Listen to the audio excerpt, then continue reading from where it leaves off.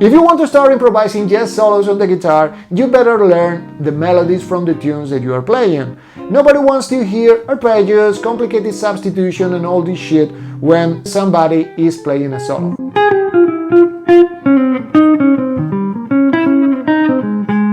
All the great soloists in the history of jazz base their melodies on the original tune, and you should do the same. Today we're going to work on the melody of All the Things You Are, which is not hard at all, both rhythmically or harmonically. However, it keeps a secret that will help you, believe me, to navigate chord changes in a very different way. So stay with me, grab your guitar, and let's go. Let's start hearing the melody with the chords to see where it fits.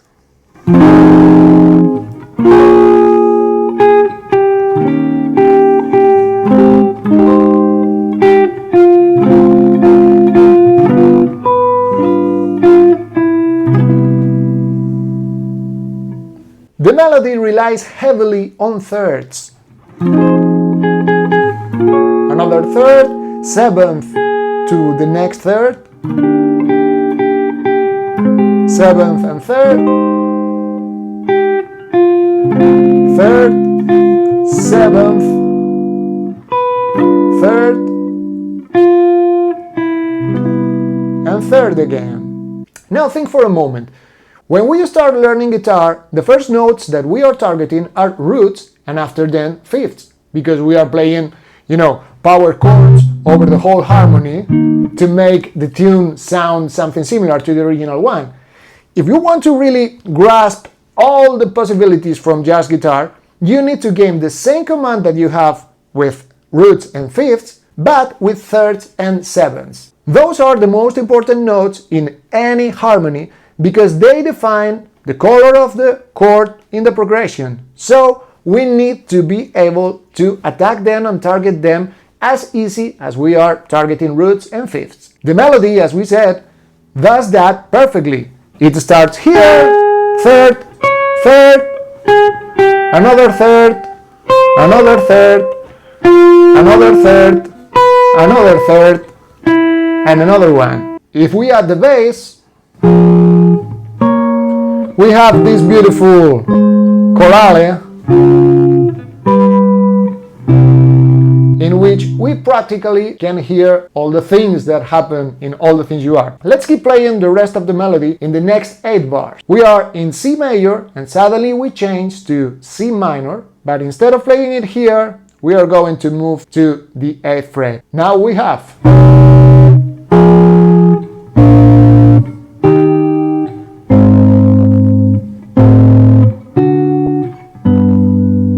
the important thing right now is that you have all the groups you need to find your thirds depending on where you have the root. Root on the 5th string, minor third here, major third here. Root on the 4th string, minor third, major third.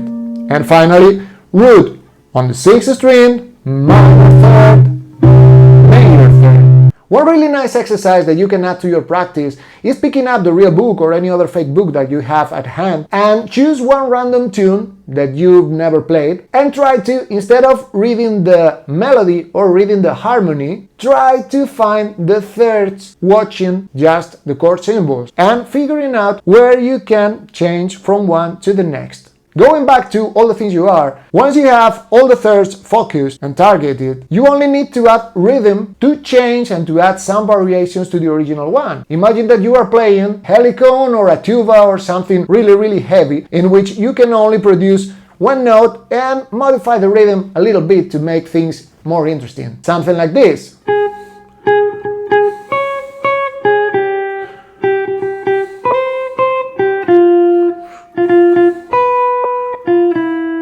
Maybe you think this sounds primary, but that's the idea. If you want to take things to the next level, you need to add another notes that you have very close to our third. Let's try, for example, chromatic notes from below to our note.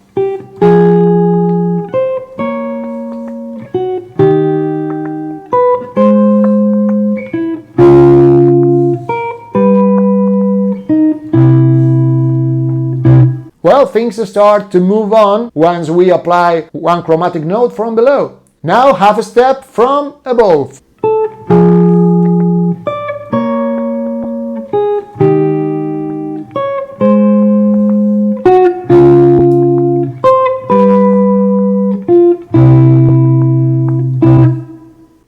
more variations. We can add double chromatic from above and from below.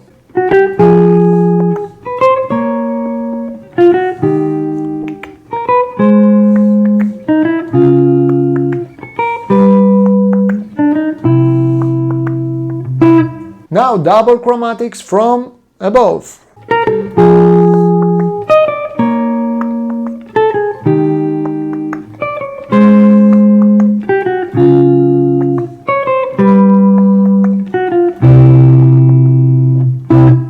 Things are getting more and more interesting once we are adding different devices to our thirds. We are just focusing on our target note and embellishing it with chromatic notes around it. That should give you an idea of the possibilities you have only focusing on target notes, in this case based on the melody of a tune. Don't forget to practice all these approaches in the other string groups when the harmony goes to C minor,